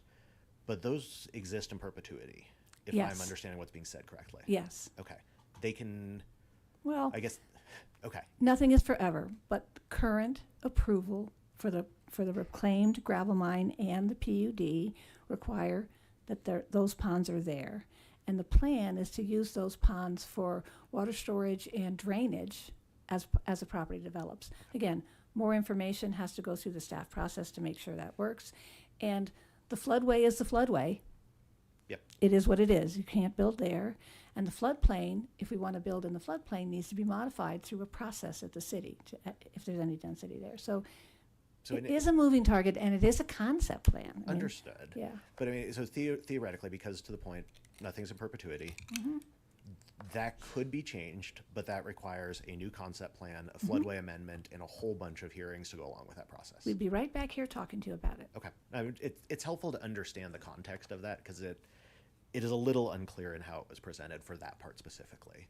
Because the dwelling units the single family looks really low without incorporating those ponds. And that makes If you don't sense. look at the floodway and the ponds. Understood. Yep. Yeah. No, thank you. I mean, the cool thing is there'll be wonderful open space for this neighborhood. Think of the trail system. Which This we'll is a see, landscape. Which we'll see in a preliminary This is plat a as we landscape do that. architect speaking. Thank you. Do we have any other questions? Do we have any comments? Do we have any motions?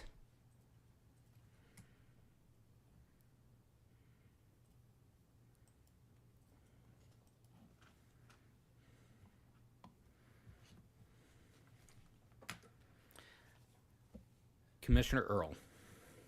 Mr. Chairman, sorry, one clarifying comment, and this is probably for our staff. We have the three resolutions in front of us, PZR 2025-7A, B, and C. B is what's recommended from staff, given the conditions that staff laid out, including things like the rezoning approved after gravel mining is complete, and several more. I'm not going to read them out. Does this 7B as written include the 25% that the applicant has requested? So that would need to be included in the motion if we were to decide to adopt that. Is the wording for that somewhere specifically in this packet already? And if someone has it handy, I'll turn off my microphone, stop talking, but I'm inclined to make a motion for 7B as presented. Planning, zoning, communications, so that is the first one, I believe. If you go actually to page 1, under general information, I believe the second paragraph has what you would like. Thank you, Mr. Chairman. See if that meets your need.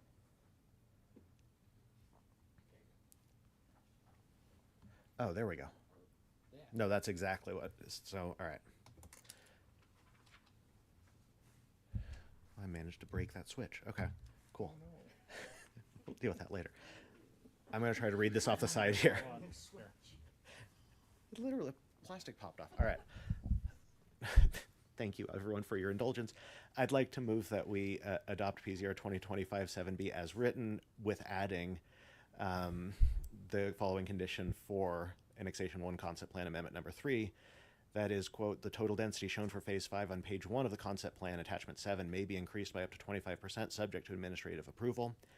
Any such increase shall comply with all applicable city standards in effect at the time of development. Proposals to exceed this 25% allowance shall require a formal amendment to the concept plan. Thank you. We have a motion. Do we have a second?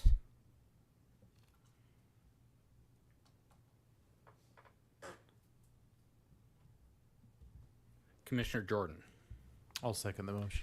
We have a motion. We have a second. Are there any further comments?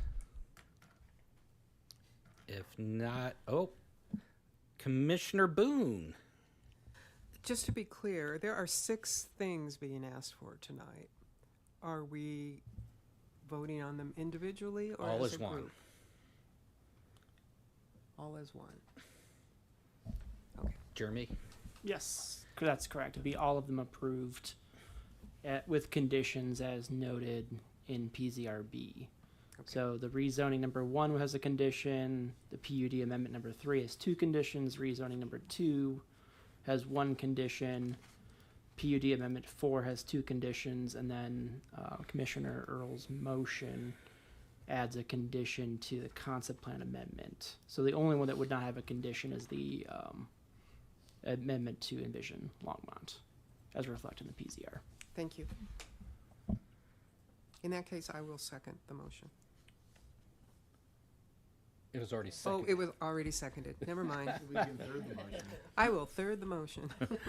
Okay. Are there any further comments? If not, let's go ahead and take a vote. Commissioner Lang. Aye. Commissioner Boone. Aye. Commissioner Jordan. Aye. Vice Chair Poland. Yes. Commissioner Saunders. No. Commissioner Earl. Aye. Commissioner Wang. Chair, that passes 6-1.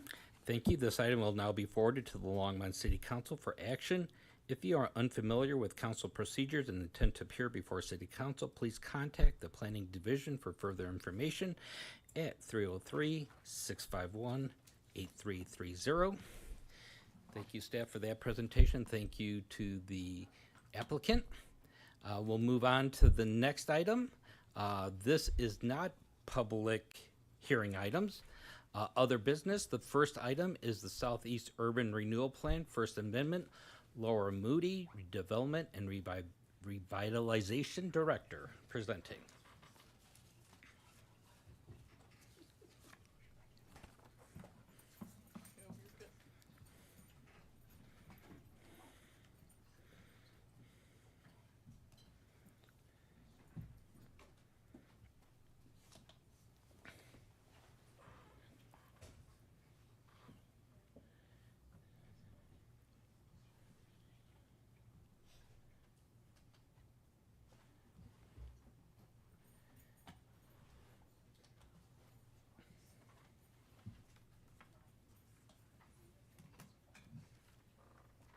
Harrison, they're only like $200 a piece, so it's fine. You know that? Take it out of your pay. Yeah, thank you. I'll gladly have that document. Oh. Nope. Turn on. Oh, there you go. I think. Good evening, Commissioners. Laura Moody, Executive Director of the Longmont Urban Renewal Authority. Tonight, I will be presenting 2 amendments for your review to 2 existing urban renewal plan areas. To refresh your memories, Longmont has 2 urban renewal plan areas. The first is the Southeast Longmont Urban Renewal Plan area. That is the top image, and the plan area boundaries are in red. This plan area was adopted on December 12th, 2006. The second plan area is the Twin Peaks Mall area, Urban Renewal Plan area. The second image was adopted on July 28th, 2009, and it was amended with the TIF district in the blue outline on October 23rd, 2012. So the first of these amendments that I'm bringing to you today is the 2nd Avenue and Martin Street proposed amendment. You can see it's in the Southeast Longmont Urban Renewal Plan area, and the zoomed in image is the area of the amendment. So it is right at 2nd and Martin and goes up to 3rd down to the railroad. So it's that entire area. The development project that is under construction at 2nd and Martin is a 200-unit multifamily residential project. This, as I mentioned, the site plan has been approved and it is under construction, and they do hope to have occupancy in the first quarter of next year. Just some information about the location, the existing use. As I said, that it is under construction. The existing use is multifamily housing, and it's a mixed-use corridor zoning and mixed-use employment zoning. And then surrounding uses vary from mixed-use corridor, residential mixed neighborhood, unincorporated Boulder County, mixed-use corridor, mixed-use employment, mixed-use downtown, and mixed-use employment.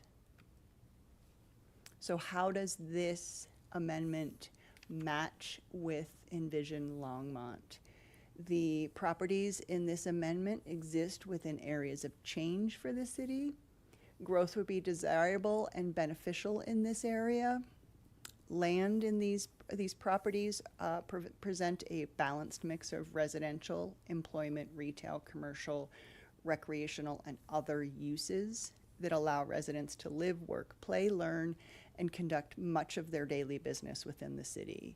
Redevelopment of these specific properties will meet the needs of Longmont residents and businesses and people who work in Longmont by providing housing to Longmont residents. And the redevelopment incorporates a higher density housing type. So the application summary is that this is the first amendment to the Southeast Longmont Urban Renewal Plan area. And in this amendment, we're working to create a tax increment district number 1. What we're planning to do is eradicate blight through tax increment financing, all determined by the Colorado Urban Renewal Law. And our question for the commission is to determine if this tax increment district follows Envision Longmont's comprehensive plan. So our recommendation is to approve the First Amendment to the Southeast Longmont Urban Renewal Plan to be in conformance with Envision Longmont's multimodal and comprehensive plan. So what I'd like to do is pause here and discuss this before we move on to the Second Amendment. That sounds good. Okay, Is there anything further you'd like to say, or? that is all I have prepared. Okay, then it's Happy time to answer open up for questions to the commission. Comments, questions?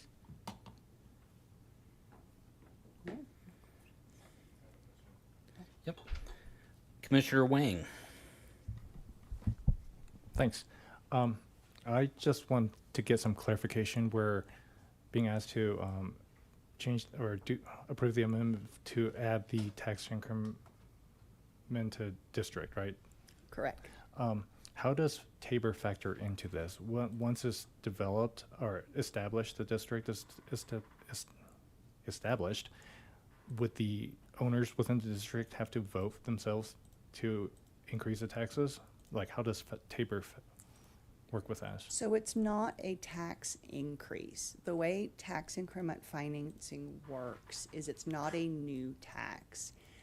How and it occurred to me I should have had a diagram of how tax increment financing works, is tax increment is based on 2 pieces. You have the base value and then the increment of the improvements. So what happens is with additional redevelopment, you have that increase in total property value. which is then separated into base and increment. And what you're talking about is that increase in property value. So you're not talking about an increase, it's not a new tax.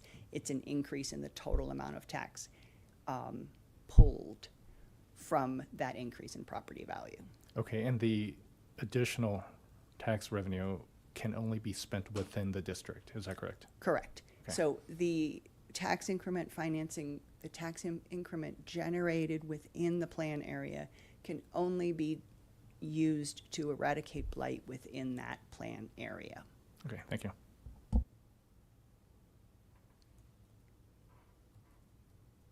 Do we have any further questions? Commissioner Lang. So that particular area is primarily residential, correct? Yeah.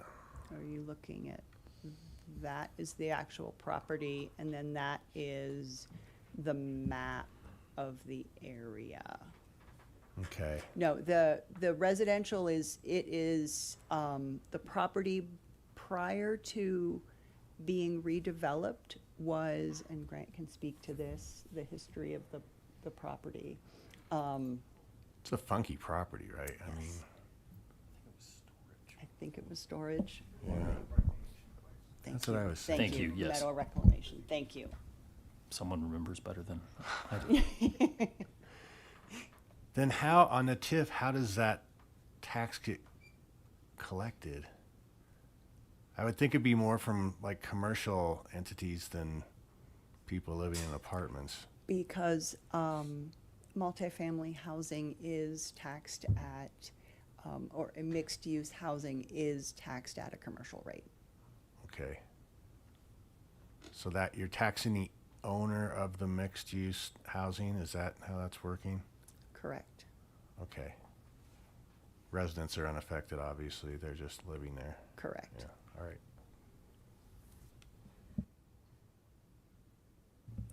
Thank you. Are there any further questions? If not, is somebody willing to go ahead and make a motion?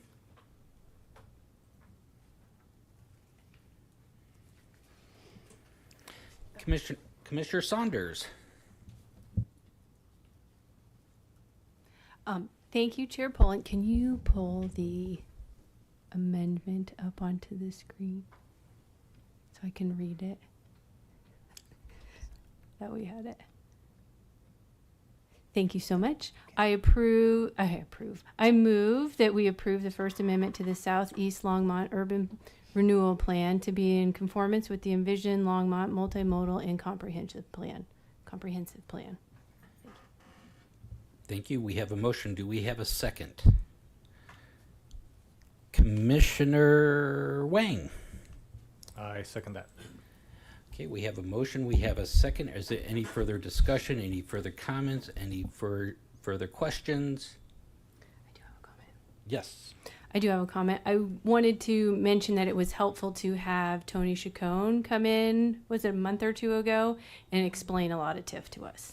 Okay, good. So that laid a lot of That was- groundwork. That's yeah, probably why you're not January. getting so many questions, and so that was really yes. helpful. But if and when, January. If Was it No, was it wasn't. January. It was January, yes. Time flies. Wow. Yeah. Well, it really helps to have some of these terminologies explained to us going forward. Yes. Thank you. And I apologize. If and when I come back, I will bring more diagrams and more reminders of TIF. Thank you. Seeing no further questions from the commission, let's take a vote. Commissioner Lang? Aye. Commissioner Boone? Commissioner Jordan? Vice Chair Poland? Yes. Commissioner Saunders? Yes. Commissioner Earl? Commissioner Wang? Chair, that passes unanimously 7-0. Thank you very much, and I don't think there's anything for me to read on that one. Let's go ahead now and move to the Southeast Longmont Urban Renewal Plan, first amended plan. And actually, this is the Twin Peaks Mall. Oh, Twin Peaks. The Twin Peaks Mall, and this is not appearing. That is so strange. It is not appearing properly. So this is the Twin Peaks Mall area, urban renewal plan area. We are looking at a series of properties. I apologize, the image on the right is not appearing, but we are looking at 2 properties right at the corner of Nelson and Hover. This is the redevelopment project. It is slated to be a 265-unit multifamily development with an integrated parking garage. And there are plans for a future phase for a second 230-unit building. Existing use is commercial. It is a vacant lot that at one point was a Walmart. Zoning is mixed-use regional center. Surrounding land uses are a mix of unincorporated Boulder County and mixed-use regional center. Like the other amendment, the properties exist within an area of change for the city. Growth would be desirable and beneficial to the community in this area per Envision Longmont. It's a mix of residential employment, retail, commercial, recreational, and other uses.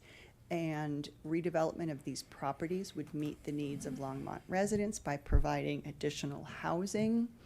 And it does incorporate a higher density housing type in areas where transit are accessible or planned. So the application summary, this would be the second amendment. There was a prior amendment to add a TIF clock to a separate part of the Twin Peaks Mall area. This would be the creation of tax increment district number 2. And again, we're looking at eradicating conditions of blight, primarily through tax increment financing per Colorado urban renewal law. And the inquiry for the commission this evening is to determine if this tax increment district follows Envision Longmont's comprehensive plan. So the recommendation is to approve the second amendment to the Twin Peaks Mall area urban renewal plan to be in conformance with Envision Longmont's multimodal and comprehensive plan. Okay, thank you. Can I get a clarification? You said it's at the corner of Hover and Nelson, but it's really just off of the corner Yes. of Hover and Nelson. It doesn't include the strip mall. Correct. Okay. Yes. What about the existing units that are are to the east? There's a haircut place, a Chinese restaurant, I think. Are those still going to be there, or are those going to be removed? Correct. They will stay. They will stay. Okay. Correct. So basically, going from their western boundary all the way to the stream, the concrete spillway.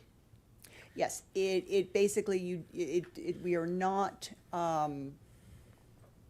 There is no redevelopment of the existing structures. Okay. The building is going directly on top of the former Walmart that is no longer there. And then the second unit, if it gets built, would be built on top of the parking lot Parking area? lot, correct. Okay, thank you. Are there any other questions from the commission? Commissioner Earl. Thank you, Mr. Chairman. Just following up on that, if the development we're talking about is a portion of this TIF area, why is it drawn to include that larger area?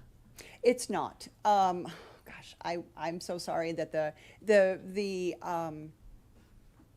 TIF area includes the property we are looking at right now and the property to the east of it, where townhomes will be developed. Okay, but yeah, I'm The looking former the TIF area number 1 is in a different location. That's these properties are not in that boundary. Understood. I think the question is, so we have the former Walmart site on the western part of this TIF area, and that has a development proposal for it. Correct. We're also including those other commercial spaces in this TIF area that are not changing at this time, and then we continue going to the east. There are actually 2 there are actually 2 squares. It includes the Walmart, and then it picks up where these townhomes are going to be. There's a slated townhome development that is expected to go here as well. That's not what I'm seeing in. Yeah, I the know, urban- it's not well, appearing. I'm so sorry. In the It the is- urban renewal, it is in not- the amended plan, it's not in the plan, the It is attachment that we not have. appearing. Okay, thank you. Thank you, Jeremy. I'm so sorry. Right. I think It's the conversion to PDF. It's Jeremy's fault. I heard that. For the record. right. But then you have this piece in the middle. Right. I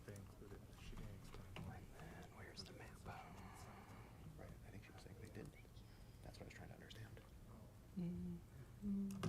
This will okay. Yes. Yeah, thank that one you. works. Thank you. Okay. Here, okay. Now it's appearing. Yeah, and so, Okay. I mean, the question is really that middle part that we're saying is not changing, why is it included in the TIF? It's not. Jeremy, can I? That.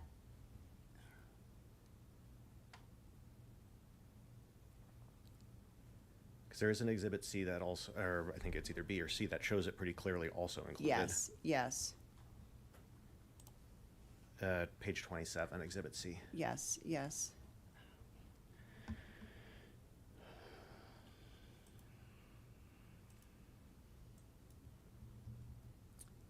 That is an error. It's only these 2. Why is it not there? Jeremy, can you pull up the actual presentation?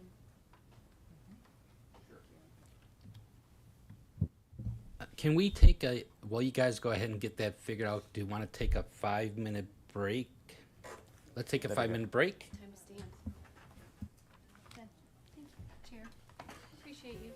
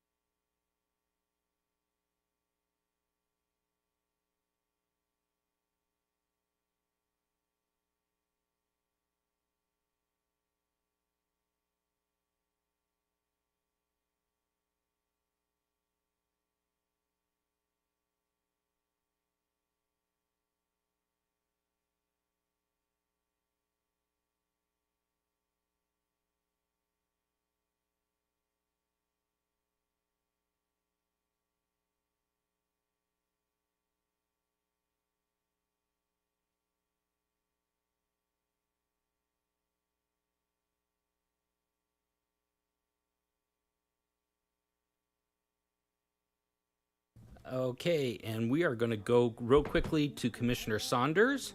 Do that. That's good. Oh, thank you, Chair Poland. I'm doing a point of privilege at this moment to add the resolution number to my earlier approved motion. Well, my earlier motion that was approved for the Southeast Longmont Urban Renewal Plan. Apologies to everyone. I forgot to put in the PZR 2025-8A. Needs to go with that. Thank you, Chair. Thank you. Let's go back now to the presentation, and I believe we have clarification. We have a high-tech solution for you to demonstrate to rather fix the error in the amendment, in the attachment. So the plan, the TIF area plan is the two squares on either side of the red X. So that is what you would be voting on tonight, and we would make that, you could make that motion, and then provided that the attachment be then updated and corrected prior to going to City Council. Okay, thank you. And just to clarify, that parcel to the right, is that the one we approved 2 years ago? Yes, Chair. I can't remember the prior name. It's now called Enclave at the Peaks, but Okay. For the townhomes. Thank you. I just wanted to make sure I understood that. Are there any other comments, questions from the commission? Commissioner Earl. Thank you for the highly technical change to this. I just want to make sure I understand. So we are being asked to say this is compliant with the city's comprehensive plan. It then goes on to City Council to be adopted, correct? Correct. So if we make the motion here to approve this with the understanding that there's changes that have been described and talked about in detail, those all get done before it goes to City Council. So there's still a sign off that it actually happens. Correct. Okay. I'm happy to make a motion, Mr. Chairman. Please do. I would move that we adopt PZR 2025-9A, understanding that exhibits A and C are modified to show the excluded area both on the maps and the legal descriptions within the Second Amendment to the Twin Peaks Mall Urban Renewal Plan. Does that go under A, or would that be B as a condition? A's fine. A's fine? Okay, we're good. Do we have a motion? Do we have a second? Commissioner Wang. I second the motion. Thank you. We have a motion. We have a second. Are there any further comments, questions? Commissioner Lang. So where you drew that X, Jeremy, is that basically, I'm looking at Google Maps, and it's basically Hobby Lobby, China Buffet, Paws to Groom, all that, and the parking adjacent to that is where that X went. Okay. That is correct. So that area is unaffected. It's to the east and the west of that. That is correct. What happens to that little, what is that? It's like a HVAC building just to the, like the east of Hot Pot City. It's a funky little, I don't know. I'm looking on Google Maps. It's just this little, it's set back from Nelson a little bit. Is that included in the district, or is it kind of a curved? Sorry, I know you guys aren't looking what I'm looking at, but. Or will that be removed when they put in the Yeah. enclave? Yes, that's right, Jerry. So That's part of. that might go bye-bye. The little. That looks like a house. It's actually I think it's like one of these plumbing or heating and cooling kind of places or something, but it's. Yeah. 1925 Nelson. Thanks, Warren.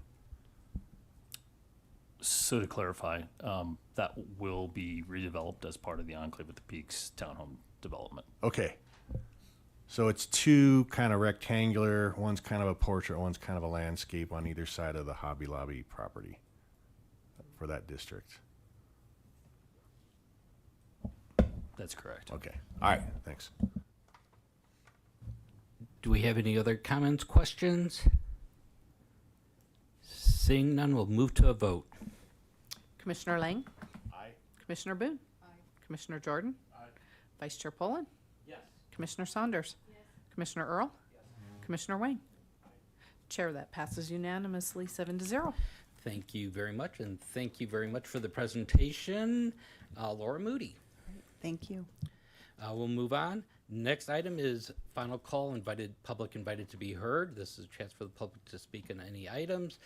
Seeing that there's nobody in the audience, I'll go ahead and close out public invited to be heard. Next is items from the commission.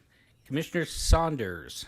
Chair, this one's for Director Pinland, please. I'm wondering, we were asking, like, does this seem like a lot, as far as density, or does this seem too little, or is this like commonplace? What is your take on the packet this week? Was this a lot? Was this medium? I mean, it's hard to judge because we're getting done at 9, so don't take that into account, please. But as far as volume of documents for us to review, what is your best guess of small, medium, or large? I would probably say average and purposeful, knowing that 2 of the items were fairly minor from a review perspective. But obviously, there was a lot of dialogue, and there were several applications included with the Irwin Thomas item. Again, I would say that's fairly typical, but again, there was a decent amount just of overall review necessary for that first collection of items. Is that helpful? It is. Would you say that's from your sort of standpoint as staff, or from what you think that planning and zoning would need to review? I think we typically look at it in terms of what volume the commission is able to review in that amount of time. Oh, good, because that's what I'm looking for, because we get it Thursday, best case scenario, we're here Wednesday, but, depending on everybody's life and what's in there, like, so for an example, when I give my students homework, I kind of give them a gauge, like, this is going to take you 6 hours. This is a bigger project, so it's going to take twice as long as average. So I think that might help if that's possible to put into the packet for allotting time, maybe on the weekend. So if I see a packet, oh, this looks pretty simple, but then I get it and it's like 900 pages, that's more challenging for me to do a good job of it. I don't, So if that's possible, that would be helpful. I don't know if anybody else has any comments on it, but I thought this was rather large, being an annexation, different concept plans. I had to do a lot of history and understanding and nuances, so I felt it was larger than a medium. Any other comments on that? I will, yeah, it was maybe a little bit on the larger side. And it's great to get that perspective. But you know what, I do agree. It would be nice to have that perspective going in. Yeah, thank you. Yeah, we can definitely evaluate a good methodology. I like your homework analogy in terms of, kind of an anticipated timeline. And all pages are not the same. I mean, absolutely. So, thank you. I will bring up something for a quick discussion. While we did approve the fact that it did meet the posting requirements, I think there is some questions by the commission as far as the posting requirements and whether they should be looked at, maybe updated, changed. Is that something maybe if people would agree, is that something maybe we should look, can we take a look at a future meeting? Again, based upon direction from the commission, we're happy to bring, again, more information, more comparisons for that discussion. I'll share that I've administered in multiple jurisdictions, and of course it varies wildly in terms of what the requirements are. We can definitely, again, give you kind of the history of where we're at, and then, we can get some input on what your feedback is on the current code and how. Yeah, I think it's more of a discussion item right now. Yeah. Commissioner Earl. Thank you, Mr. Chairman. I would kind of second that. That would be a good discussion to have. And I think the discussion is two parts. It's, does the code work? Does it need to be amended? And then what is staff's interpretation of the policy? So things like double-sided signs, those things that staff has full discretion over, I think would also be really helpful to understand, since obviously the code is much harder to adjust, change going forward. Yeah. Commissioner Boone. Thank you, Chair. I didn't comment during the applicant's presentation relative to signage, but I'm going to do it now just in general. If I'm interested in a project and I see a yellow sign or a pink sign or a white sign, I'm going to stop and if I'm interested, and I'm going to go and see what that sign says, because recently I was driving down 3rd Avenue at 15 miles an hour and there was a sign posted and I couldn't read it. So if I'm interested, I'm going to take the time to stop and look at it. And the fact that all of the neighbors were notified of this hearing, and there were signs posted. You know, there's a yellow sign that tells you something's going to happen. I don't need to be able to read it from 119. I need to know that something's going to happen, and I need to go investigate that. Thank you. Commissioner Saunders. Thank you, Chair. To that point, my view of the signs are from an accessibility standpoint for everyone. Not everyone knows that a yellow sign means development. Not everyone knows that a white sign means whatever's happening. We all have that understanding. And maybe before we got here, we didn't have that understanding, but we know it now. I just think that citizens in general may not have that same understanding. And so it's not just about visibility and that there's a sign there. It's accessibility for citizens, because that's the whole idea, is to let citizens know that this is happening. We know this is happening. We see the packet. We're also fairly engaged citizens.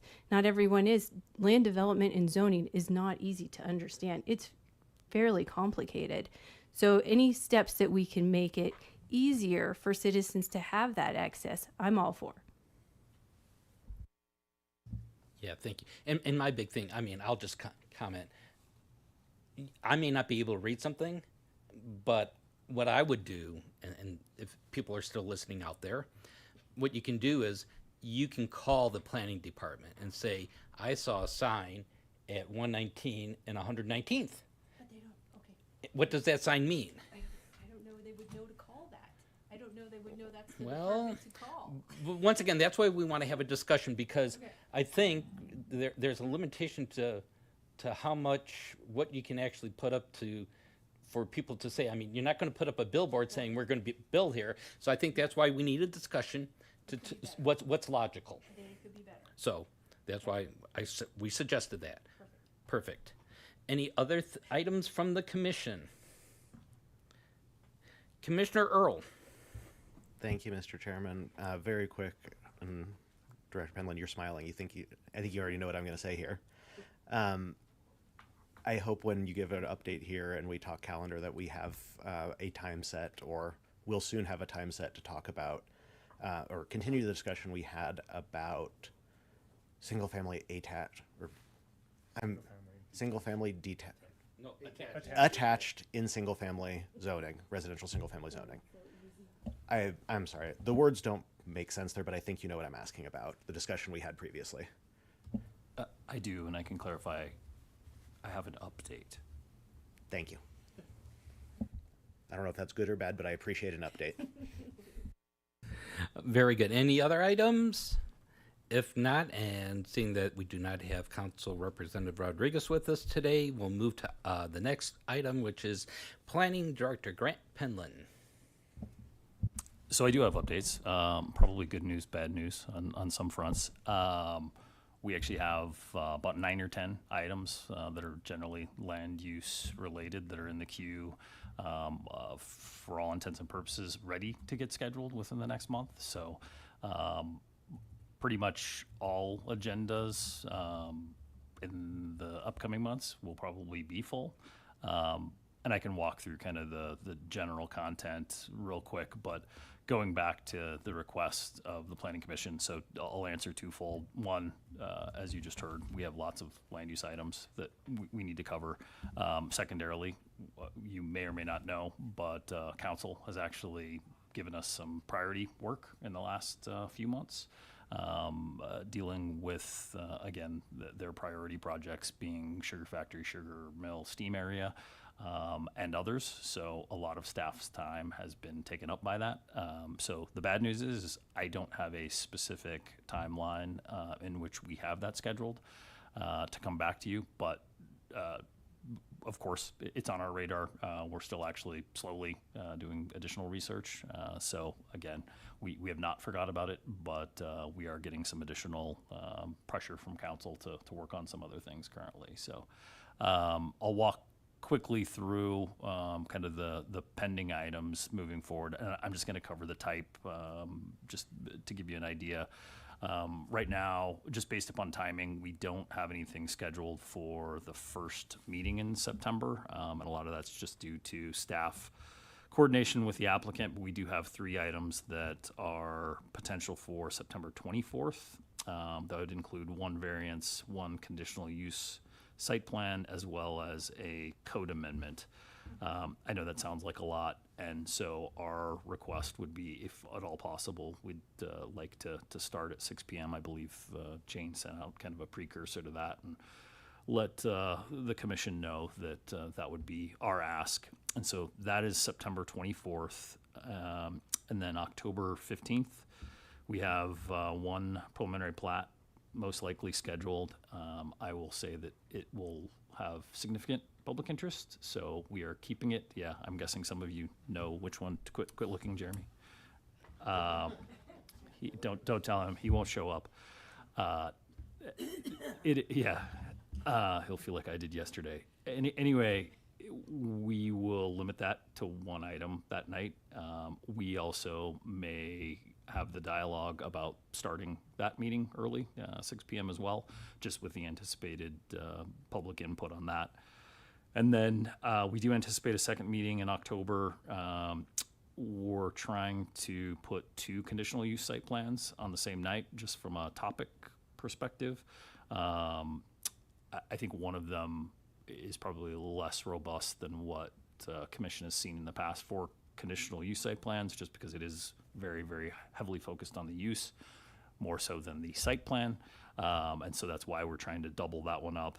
And then looking out into November, right now, again, we only have 1 meeting in November, just based upon the holidays.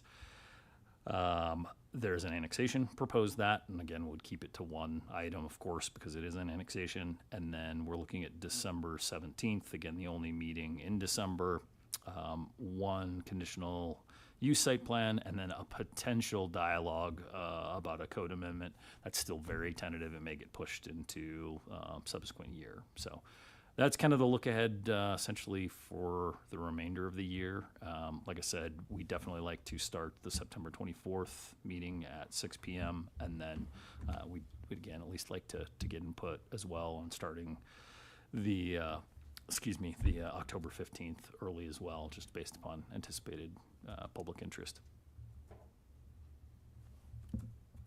Thank you very much. And seeing no more comments, questions, I'm going to go ahead and call this meeting in adjournment.